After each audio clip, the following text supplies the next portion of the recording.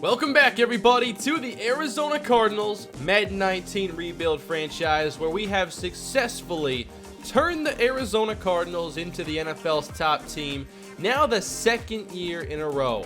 Coach Albert Blazer has never missed the postseason in 6 years as head coach of the Cardinals? We've now won 2 consecutive Super Bowl championships, but the quest is never complete despite our 3 rings now in the series. I'm hoping we can make it at least 4 to top what we did in the Browns series, which I believe was an 18-season series. We're in 2031 now. We're about to be in that season anyway. And we're going to be picking up the pace now for probably the rest of the series as we attempt to make it as far into the future as possible to play out many of these careers.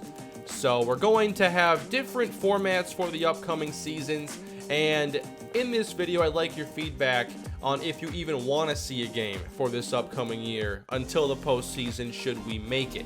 We're usually used to going through 3 to 5 games a year and then the postseason, but if we want to get through a bunch of seasons, we're probably going to need to sim a lot more often now. The Cardinals are now ranked the #1 most valuable or best franchise, whatever, in the NFL. We're going to reward our fans with an upgraded great lawn.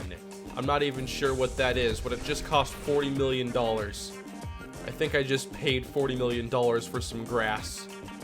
Congrats to whatever landscaping company that just got hired for this job. I can't imagine what a $40 million... What could you possibly do with that? There's no way it takes that much. But, oh well. Anyway, I'll spend our upgrade points now as we head into the offseason. Ahmad Burns, a big reason why we have 2 more rings in this series. 2 for 2 in seasons with Ahmad Burns at the helm of the defense. And I don't think that teams are going to enjoy playing against him for the next decade. Duran Samuda somehow made the Pro Bowl as an average kick returner, and I'm wondering if the rushing success gave him like a tiebreaker or something, because there wasn't a kick returner that was like an obvious Pro Bowl caliber player. But Samuda is now an 85 overall regardless, and as we've seen Jason Lemon get hurt a lot in this series, I think that it's pretty key to have a good backup. That's right, Isaiah Wynn. He now has 3 rings, and it was a trade to get him mid-season that I think led to our first. That was the season after we had just gotten Joey Bosa. So, made some key trades and key moves. Like, the way I've built up this team into a winner in this series hasn't really been my typical build. Like, trading and making the aggressive move is not my style, and that's why I failed at it for so long. But this series had to go a different route. Jason Lemon is now 29 years old, and you all know what that means. He's old by football standards, and he's regressing. How much did we lose here? 4 to juke, 3 to break tackle, 5 to spin? Those were just getting fun! We only had like 2 years of peak Jason Lemon, and now you're going to take that from me. I think one thing that would make sense is if they dropped injury ratings as players got older. I'm not sure why they don't. 93 injury though for Jason Lemon. I think it's just because running backs carry the ball so much. They're just prone. I've seen it with Saquon Barkley in my Marquise Walker series. I think that the injury frequencies in the game under the hood just need to be tuned a little bit for that position. But at the same time, running backs get hurt, so I'm not sure if there's actually anything wrong with it. Wow, Kane, how much can you actually fit in this intro before getting to the off-season? A lot, okay? That's why I recommend you watch my content with a 3-course dinner and dessert. Anyway, career stats. J.W. Unger, 209 touchdowns and 70 interceptions. I know that the turnovers seemed like a lot in the beginning, but a 3-to-1 touchdown to interception ratio is really good. And we've now seen every year of J.W. Unger's be quality. Jason Lemon is over 8,000 rushing yards, but regression has me concerned for his effectiveness moving forward, although I'm not sure how in simulation that's going to handle itself, because in the gameplay front, Like the upgrades the last few years made him really good, and now we're losing that. So the next time we watch us play, Jason Lemon might not be the same Jason Lemon we've become used to. Walker Onobun over 8,000 yards, and this could be the last time we see him in a Cardinal uniform. And I think the greatest mission today is to figure out how to keep him here. How do we keep Walker Onobun? How do we keep Aaron Howell? Who do we let go in the process? And is it possible to keep this Super Bowl roster mostly intact? Aaron Howell, 24 interceptions. Shakir Cosby has 22. Right behind him. This has also been a really surprise signing for this series. I forget how many years he's been here now. Why can't they just put the team name next to the year? So I know if it's been 2 or 3 years. I'm pretty sure it's been 2 because he got hurt and then had to come back from injury that 1 year with us. But he's put up similar numbers to Aaron Howell despite much lower ratings. So I think he and Lucas McAllister are 2 of the best signings of the entire series. Corey Holiday is even at 11 interceptions in his 5-year career. Jarvis Salisbury, 33.5 sacks, has the big contract now. Howard Iwabima, 47. Well, he puts into perspective the guys that can get closer to triple digits. Takes a long time usually for most players. Ryan Schroeder is only a 75% kicker in his career so far, but I'm guessing it's mostly because of the 50-yard attempts, of which he's only a coin flip at. Well, everybody, let's begin. We are going to work on keeping this roster together. We have $30 million roughly in cap space, and we're probably going to need to make more. Where this gets the most difficult is just these 2 players right here. Oh, Shakir Cosby for $6 million. He's regressing. That's awful tempting, though. He's a perfect scheme fit. Aaron Howell wants the 1-year contract. You know how these cornerbacks work here in Madden now. And I think Walker Onobun's offer or his demand went down a little bit because of regression. So keep that in mind when you're negotiating with players who are at or entering regression. You can probably get them a little cheaper if you wait to the end, but you're only getting 1 chance to negotiate. I absolutely want to keep Aaron Howell. I will up the signing bonus a little bit. And Aaron Howell will be testing the open market if he's not tagged. You know what I just thought of? Onobun's aging, yes, but I still think he has many great years ahead of him. If Jason Lemon's regressing, and he's less effective when we're watching the games, we're going to need this pass game to not take a step back. And that means Onobun's importance to this team, his value, is even greater than I ever imagined. So how do I keep him here then? Because I feel like these situations are always the toughest to negotiate because their demands just went down, but you offer something reasonable and they say no. So what happens here, Onobun? Is this where we part ways? Walker Onobun, 4 years, $56.2 million. I'm not looking right now. Did he say yes? No, he's testing free agency. That means I can use the tag on 1 player. Aaron Howell would be much cheaper. This is not good. What do you do here? The tag is worth $17.9 million for Walker Onobun. I'd like to keep him.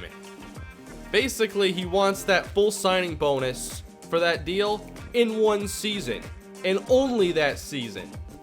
I think I want to go to the open market with Walker Onobun, and this is a rare situation where it's because I want the long-term deal for the older player, and I don't just want to pay $18 million for this 1 season and pay it all right now.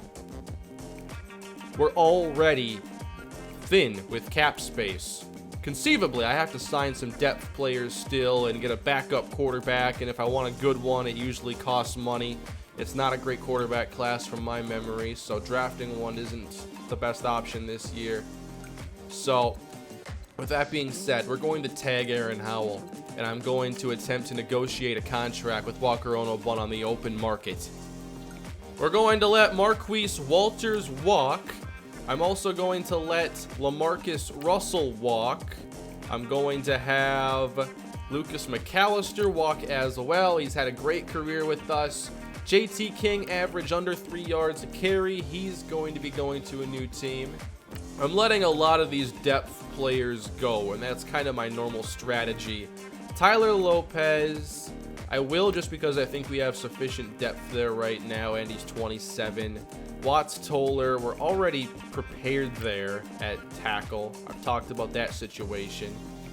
Joe Torres, though, we do extend a 3-year offer to for a little over $3 million a season as adequate defensive tackle depth.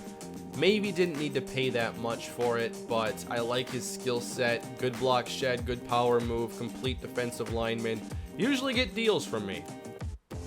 Those skills, by the way, what kind of numbers have those translated to? We've seen not much production, but probably not much playing time either. That deal was more than fair, I think. Shakir Cosby is going to be testing the open market as well. And I'm guessing that the offers for him and Onobun are going to be really nice. I think we're going to see a lot of these players get paid a decent amount. I could see Marquise Walters getting 10 a season. That's my prediction anyway. I just think it'll be competitive. Watts Toller, I think, will get a nice contract. I'm just hoping that a team like, Miami's always out there, those 125-point offers. If they're in the running for Onobun, we might not get him back. All right, so what do we have for our top cap numbers this year? J.W. Unger is way, way up there, of course. Trenton Barton. He is one of the top safeties in our league, and he's been a good player, but I do think I'd be willing to shed his salary if it meant we could keep Walker Onobun. Now, I might have to... The issue here is that I can't go over the cap to sign Onobun and then just release Barton as a conditional move. I'd have to make the room before extending the deal, which means I'd have to get rid of Barton, trading him, and then risk not getting Onobun. That's the issue in Madden. At the end of the day, you can't keep every veteran, and the positions that are the most expendable typically in the NFL are safety, running back, guard, and off-ball linebacker.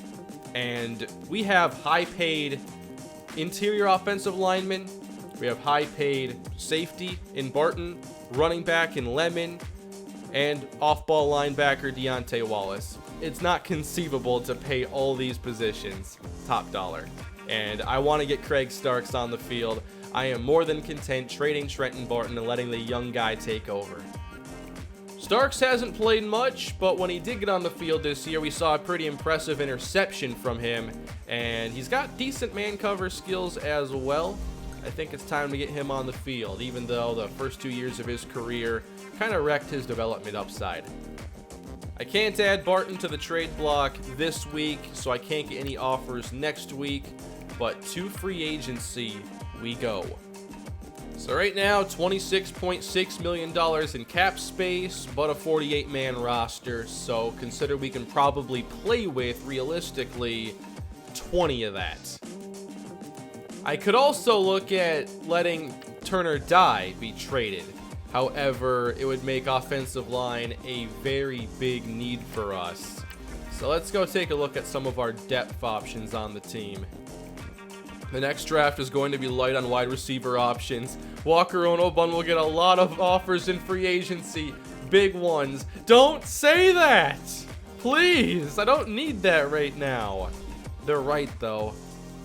Backup quarterback is a need. Backup running back, thankfully, is not. At receiver, if we lose out on Onobun, it's going to be something we have to address. We don't have enough receiving talent. Lawrence Turner would be our 3, and he simply just doesn't have enough experience. He has like 5 catches in his career. Turner Dye, Anthony Brinker, Devin Haynes, Jamerson Williams. I want him to start this season. Isaiah Wynn retired, plus he was regressing.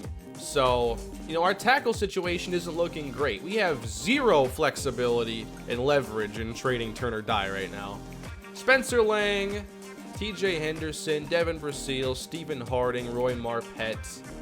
Yeah, we can't afford to trade Turner Dye. Chambers has a salary that we could shed if need be. but I don't know if I want to do that quite yet. I probably didn't need to give Joe Torres $3 million a year. I forgot about Harvey McPherson. I could release McPherson and save about $3 million though. He is older than Torres with a similar skill set, but the pass rushing on Torres is actually better. So I think I will cut McPherson just because I might need that money, although I'm not freeing up a ton. And then at linebacker, we don't have any left outsides. We have Ahmad Burns and Deontay Wallace, absolutely zero depth behind them.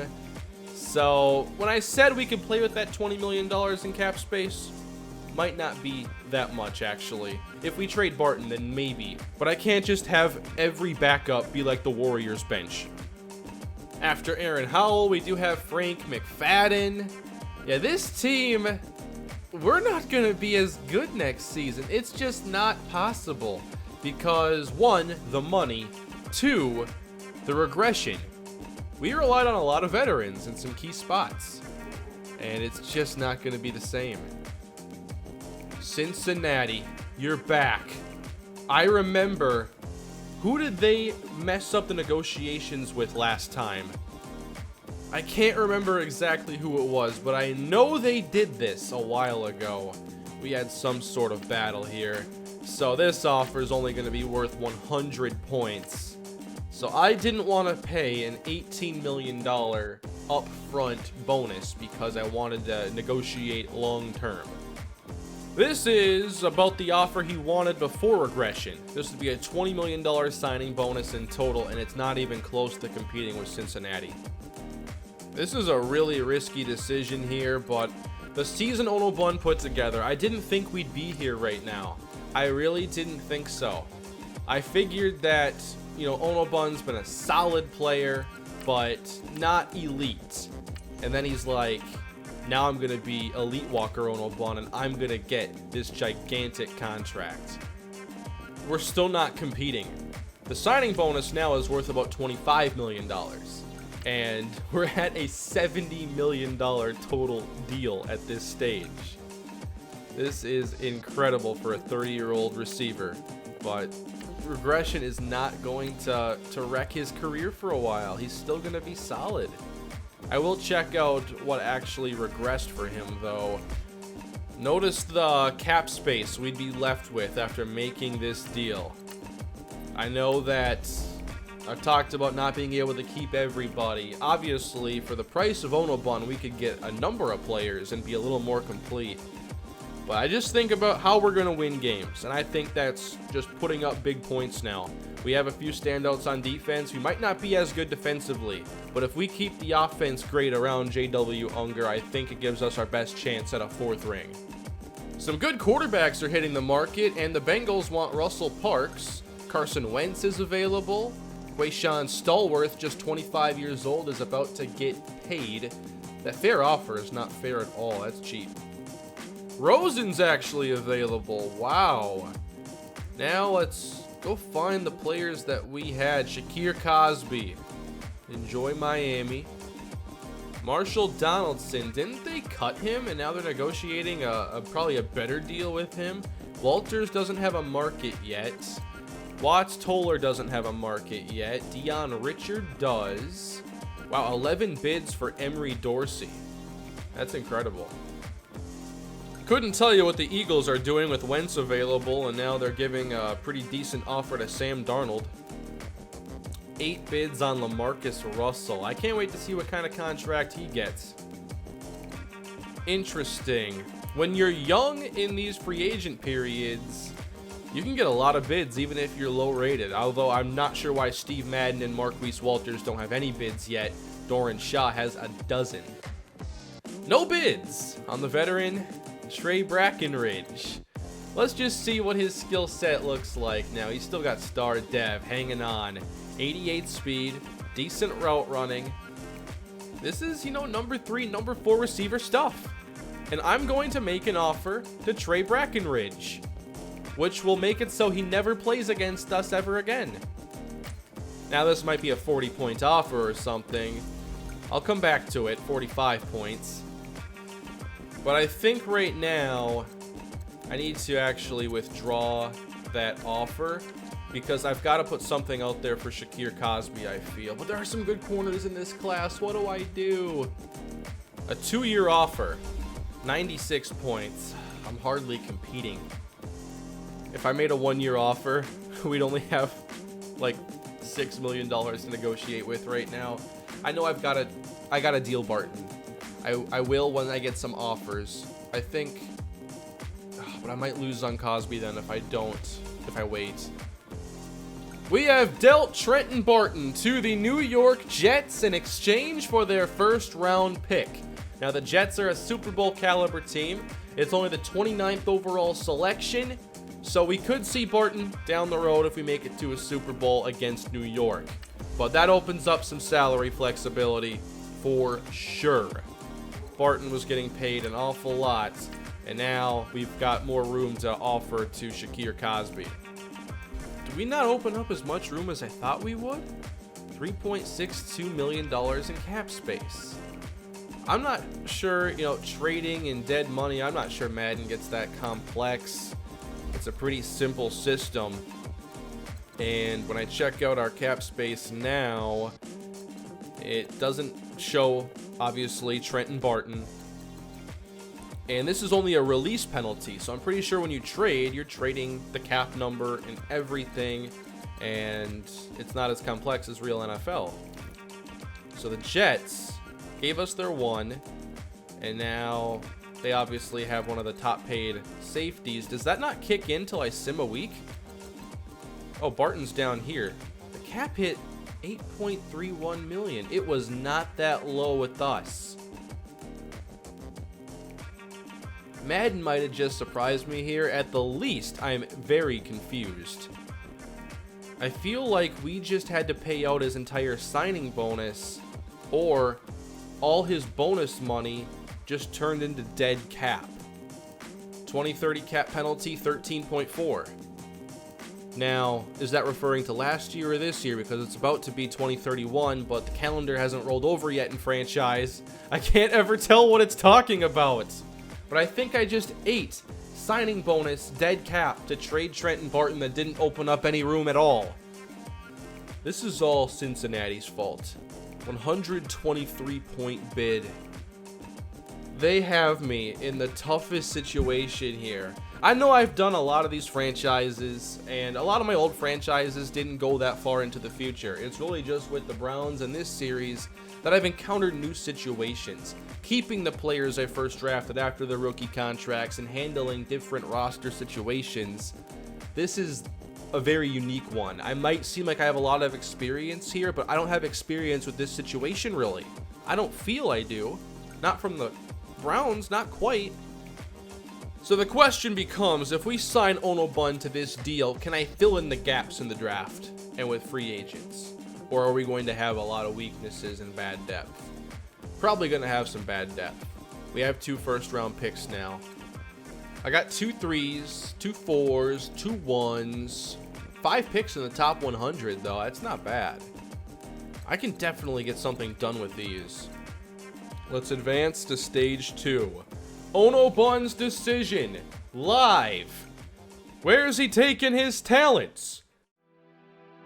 Walker Onobun, give us the news! Rejected our offer! You're kidding me! We had a better bid than Cincinnati! 2 rings!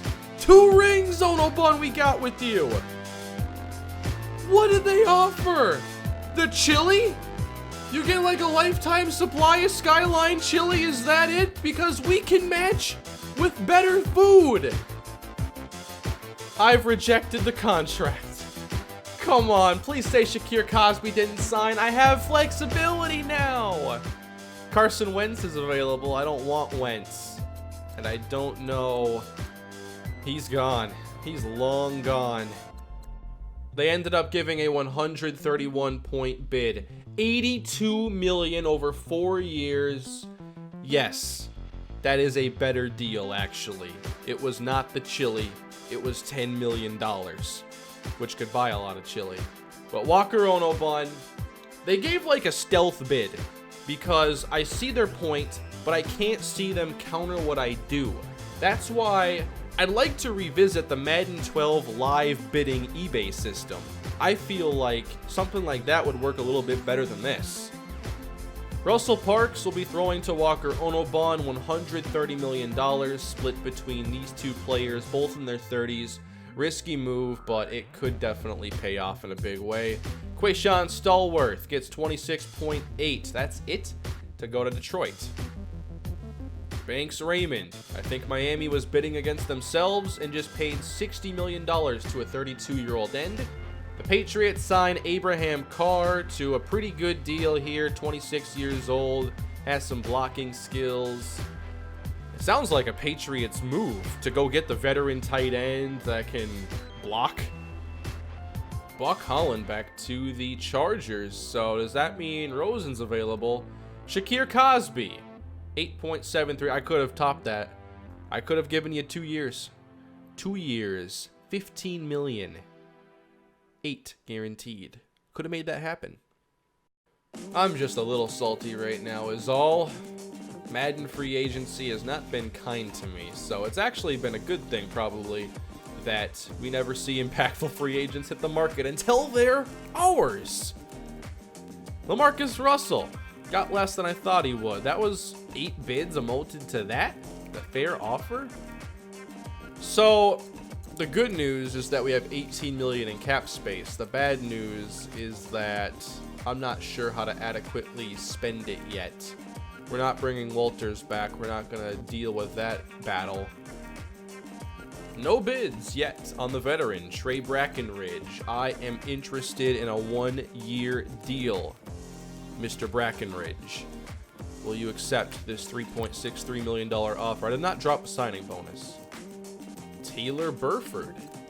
We only have one tight end on the roster. Burford, 79 speed, decent hands, but the run blocking, I feel like you need to have some blocking skills to complement Kitchens. How about Renoy Samuels? He's a blocking type with 68 speed, and his blocking is only 67. Gotta remember too, the scaling here. 60 blocking for a tackle is awful, but for a tight end, it's probably close to average. When you're in the edit, I want to pull up this menu. I'm not sure if I can edit from here, but when you're editing players, it shows you the average or the tiers at that position. So it'll tell you what's elite and average for each rating. And it makes rating players yourself really handy. Earl Zoe Hollier. We played against him in the Super Bowl. He's got good receiving skills. The blocking is low. I'm interested in a 1-year offer though. We played against him. He made some plays. Although I don't expect this deal to work. I'll probably have to wait till the end for some of these signings. I'm not going to get into a battle here for Sherman Neal. I can't give out huge contracts.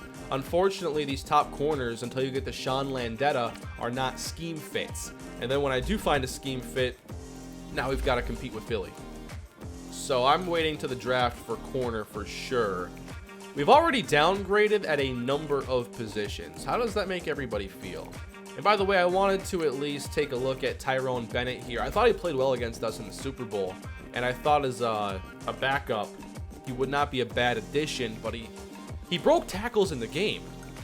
Like, break tackle is good. Trucking, obviously trucking is like one action. Break tackle is probably the more important and more useful one. So I'm somewhat interested, but I probably shouldn't yet. This offseason got real interesting real quick, and I hope we play the AFC North this year. I really hope we do. All right, so we've got to find some replacements. At receiver, there are some first-round options that would probably require trading up. Harris Joseph, 6'4", 205. Definitely not going to be in our range without moving up the board. Isaac Akins, I don't like that combine. The speed there and the agility scores do concern me, although the 3-cone being good and the 20-yard shuttle not being good confuses me a little bit. And Joey Spencer from Auburn. I like this skill set a ton. 6'5" possession guy with 4.43 speed, and we know he can catch in traffic. I'd really like to add Joey Spencer if possible. I gotta start writing stuff down. I need to figure this out. Get my notebook. Here are the other receivers on my board. There are some decent mid-round options. Why don't we check out Banks Coleman? Nearly 240 pounds, not bad speed, good vertical leap. Willis Woodard ran a 4.49 and has a really good vertical leap, so a lot of interest in him. I don't always rank the boards because it takes so much time and rechecking menus over and over again. I'll take some more time to do it now though, because I feel this is a really key draft. Also, I don't always rank the boards by like my favorite prospects because I always have to, go about things a weird way. But I put players here that I realistically think I'll end up with. And I just don't think I'll get Joseph, so I'm not ranking him. No running backs on the draft board. That's not a priority. I have done some scouting, though, on tackles and found a lot of good options. Although, Jamerson Williams, I do want to start and develop. I will have to just consider the board at the time we select. And it's a strong offensive line class overall. At corner, the options are later, which means I'm probably going to have a day 2 draft pick starting, maybe even on the outside, and I really like Percy Ashley. He has high zone coverage, good awareness, a 4.7 40 though. That pretty much makes him undraftable.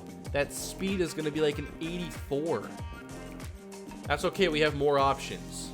We have a few more options. Will Lejeune.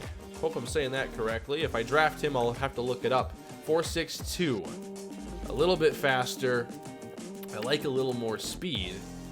4.53 for a slot corner here. Farrell Wisham. Best 40 is only a 4.45. So there aren't many blazing fast corners in this class, but Barry George from Minnesota is a good option. Rashawn Stevens will be draftable as well with his higher zone coverage. And then Glenn McCann, 6.0 combine grade, not the greatest 40.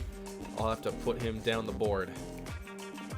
And we get the contract accepted by Earlzo Hollier, who we played against in the Super Bowl, to be our second tight end. We apparently have 3 on the roster. I checked before, it only showed 1 player. Oh, it has a tackle listed here because I only had 1. Gotcha. So, Hollier. Not the best blocker, but I don't think it's going to be a big deal. I can sign somebody later if I want that skill set. It's probably at least average anyway. Wow, I thought that we might be able to make a deal here with Green Bay. They have Roman Gordon here on the trade block. A 3 for him I thought would at least start the talks a little bit. He is a zone archetype cornerback with 90 zone. He'd be a tremendous scheme fit, and I think he'd be a nice addition to our team. But they're simply asking for far too much if the 3 is not even close to getting a deal done. Oh, but this worked. Straight up, Anthony Brinker for Roman Gordon. Now, they had almost no interest in Brinker when I was listing him at left tackle, but I moved him to right tackle, and that changed the entire thing. I'm not sure teams should specify sides for end or tackle, that kind of thing. So we just upgraded at corner because the combine kind of made me a little nervous there, and missing out on Cosby was bad for us. I wanted to keep him. So now, while we don't have the highest overall replacement, we can draft somebody and not have to rush them in right away. Roman Gordon also has a scheme fit with 90 zone coverage. That's a standout trait to me that I could not pass on, and he came at a reasonable price. Obviously, I traded a tackle that I wasn't intending to play, but it's only a 1-year contract worth $3.4 million, so it's a good salary situation. The one thing here, though, is that Brinker was a 78 overall, and I'm planning to play a lower overall player in Jamerson Williams. Partially because Williams is 2 years younger and has a better chance to develop, but already his XP needs are pretty high, so I'm still going to be in the tackle market here for the draft. Now you might wonder if there are other trades that we could make. We have a surplus of picks. Now we have 10 after trading away. Oh no, we didn't even give up a pick. We're good. We have 11 picks still. But the thing is rookies are way cheaper.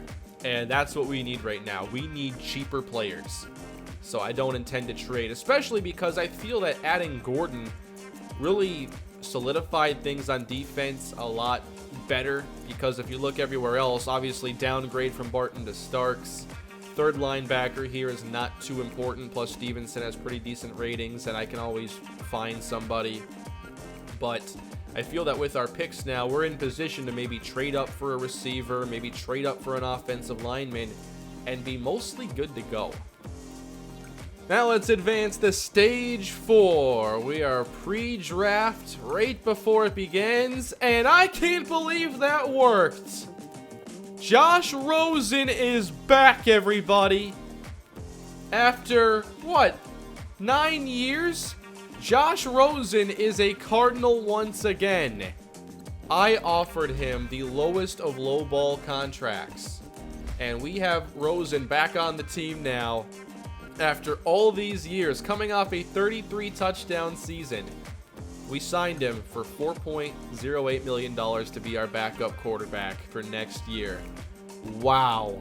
Rosen is back. We'll see what comes of it. I just can't believe that worked. It was like a 46-point offer. Free agency is now over. There are still some players out here. I can't believe Watts Toller didn't get any kind of an offer. So he'll be a preseason week 1 bargain. Trey Brackenridge, still looking for a team. I gave him a 53-point bid. He has not accepted. And we ended up only making a couple moves. I can't believe Rosen's back after all these years. The 2031 draft is now underway, and the LA Rams are on the clock with the #1 overall selection this year. And they are going offensive line. They've got to rebuild this team, and they will begin up front. Earl Carr is up next, off the board to the Chargers. Mitchell Schmidt, a middle linebacker, off the board. Now the Panthers go with Dejon Pope from Auburn, 2 Auburn defenders in the top 5. Rayshawn Jenkins to Minnesota. There's Harris Joseph, the top receiver in this draft. And we are still looking at Joey Spencer as our favorite option at that position. BJ Dunlap is off the board. Casey Nicholas is now gone. Brian Patrick, the top safety in the class, is headed to Atlanta. Maxie Hale, another good safety. And then the Patriots, Quinn Thomas. I'm trying, okay? I'm trying to move up the board. I'm willing to sacrifice to get up here. I don't want to trade both ones together right now, but I really want to move up, and that was close. So we'll see what the Lions do here as they take Darrell Dudley, defensive tackle.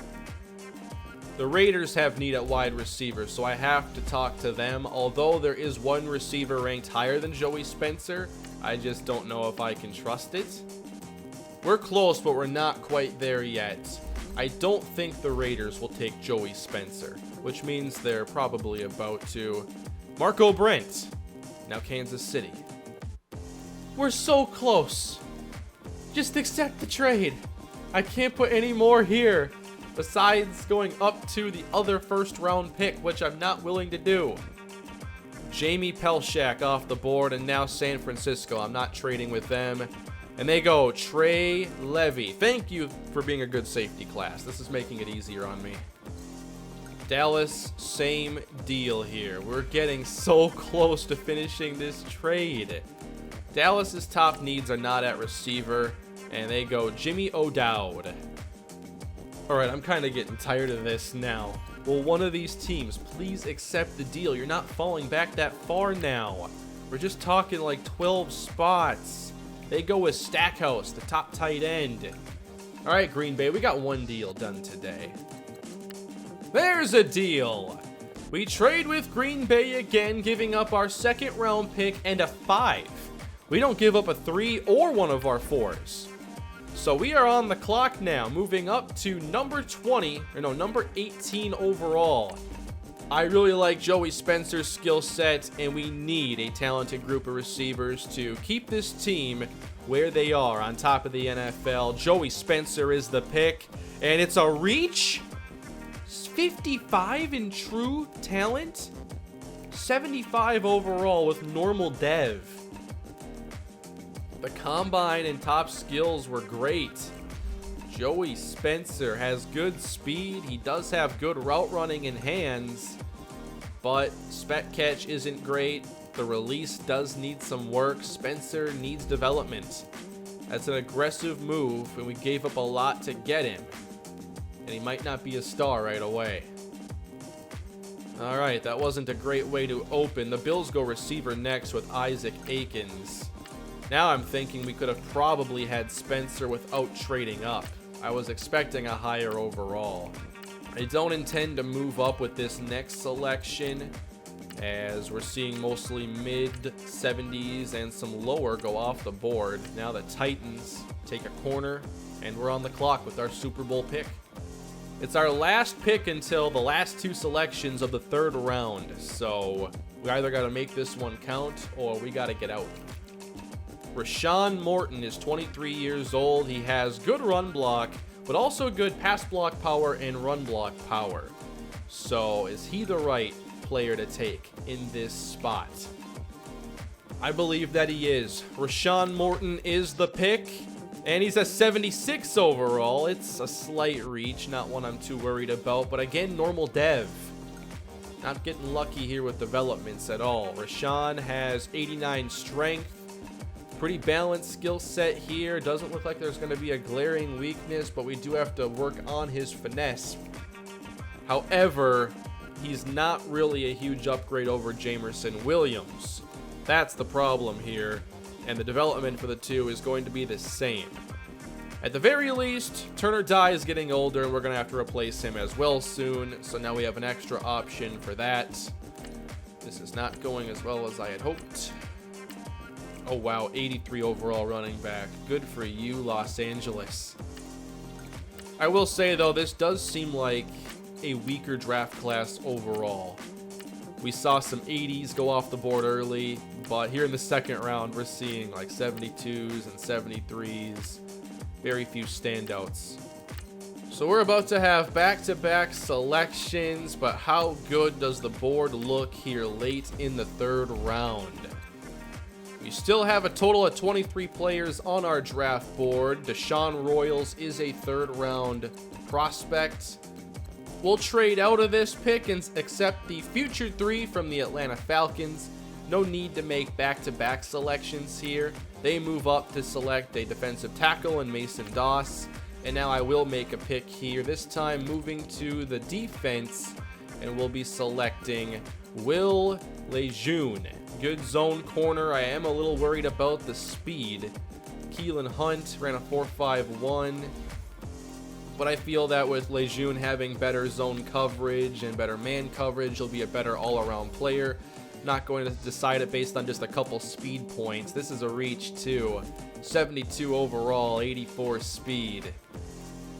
Yeah, this is not my finest draft, but it's also just not the best overall draft in terms of talent. I'm trying to make stuff happen at important positions, and we're going to need some real development on these players for it to work out.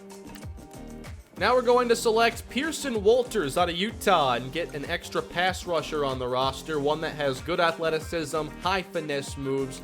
This could be our best value pick of the whole draft right here. And it's a good pick, 34th in true talent. There you go. That might be our highest so far. Pearson Walters, 76 overall, 84 speed, 84 finesse moves. I feel like continuing to add to our receiver core is very important. We have two options on our board. Willis Woodard, 6'4", 236. He also has good speed. Spec catch, release, and short route running are high. Then you have Watts Crosby, who ran 4.53, a little bit slower. Decent catch in traffic, better short route runner, high spec catch. It's really hard to get an idea of a receiver's full skill set just knowing the top 3, though. I can't wait for this system to go one day, hopefully. We're going to go with Willis Woodard in the upside here with the speed, being just 21 years old, high spec catch. Willis Woodard, normal development. It is a good value for this spot in the draft.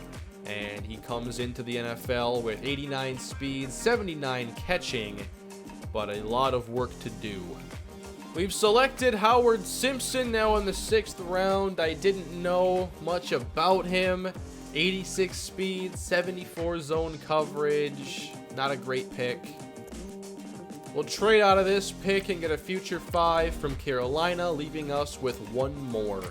And we are going to be drafting Mr. Irrelevant this season. Final pick of the draft. There's 1 player on the draft board.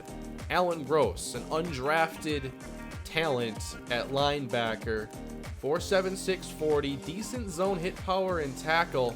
Why not? Alan Gross, Mr. Irrelevant. And we're not going to know his ratings for a little bit. Certainly not the best draft. We did not get lucky in terms of developments. I liked the talents that we got early. It's just, will they be able to make the big impact? And they have to start kind of early. Alan Gross, though, is our last pick, by the way. 67 overall. Not bad for the 7th round. 79 speed, decent zone and tackling. Probably going to be on the practice squad. Overall, not a great offseason for the Cardinals. It had a lot of challenge. That was tough. And the draft didn't have as many top talents as I was hoping. If we check out all the high overalls, how many were there? Probably about 10 or 11 80 overalls or higher. George Wingo being the top player, going to the Chargers with quick development. And the Chargers now have a running back with very good speed and elusiveness. There were some good offensive linemen that went very early. I was trying to trade up into, I think, the pick after the Patriots. And any pick up here would have taken both 1s plus some. And I was wanting to use those 2 1s to get a receiver and a tackle, which I did. Just the impact's probably not going to be what I was hoping. The one player I was kind of disappointed in missing out on was Barry George. We just traded our 2nd round pick. And I like this skill set. It would fit our scheme really well. But again, he's another player that didn't have a higher development. Star development here for the tackle that the Rams took number 1 overall. Highest development I've seen so far from this class. There's quick for Earl Carr, but I haven't really seen a lot outside of the normals. Mitchell Schmidt does have star as well. There's quick. Rayshawn Jenkins has quick. Harris Joseph has quick. And then BJ Dunlap has quick. Overall, that was a very challenging offseason. I can't believe Onobun went to Cincinnati, but they ultimately offered more than I did. And had I even known that offer, I'm not sure if it would have been smart to go up to it. I want to see our cap space, though, quick. And last I saw, it said like $20 million. I'm not sure where it all came from. Now it says $14 million in space. The challenges are going to be there again next offseason with a few more key free agents, Iwabima, Lemon, and Howell, all in regression. So here's how things look without me making any adjustments. We have obviously downgraded at the offensive line. Isaiah Wynn was still solid, had a pretty good year last season. And then we have no more Walker Onobun and just 1 receiver above an 80 overall. Defensively, we traded Trenton Barton so Craig Starks can get the chance, although the extra cap space ultimately didn't amount to anything. We weren't able to get Onobun back. We didn't get a chance to negotiate with Shakir Cosby. We just didn't have the opportunity there. So this is going to be a challenge for the champs to return and to compete at the same level next year. So with that being said, and this offseason now being complete, what do you think about this team going forward? How do you think this team is going to do? Where do you think our weaknesses are going to be? And this season, when we get to our out-of-conference foes, we will be meeting up with Walker Onobun, Week 17. Circle it. I'll see you later. And that is it for today, everybody. Thank you all for watching. Hope you enjoyed the episode. Please leave a like and subscribe to the channel and leave your thoughts below. What did you think about that roller coaster ride? And what do you think of the future of the series? How much would you like to see me cover in the next episode? Let me know below in the comments section, and I will see you again with more Cardinals Rebuild soon. Have a great day.